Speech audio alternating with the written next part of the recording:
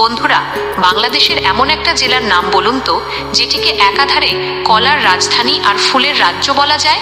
হ্যাঁ, আজ আমরা কথা বলছি ঐতিহ্যবাহী জেলা ঝিনাইদহ নিয়ে। ইতিহাস জানেন কি এই জেলার নাম ঝিনাইদহ কেন? প্রাচীনকালে এখানকার জলাশয় বা দহ থেকে প্রচুর ঝিনুক তুলে চুন তৈরি করা হতো, আর সেই ঝিনুক থেকেই নাম হয় ঝিনাইদহ।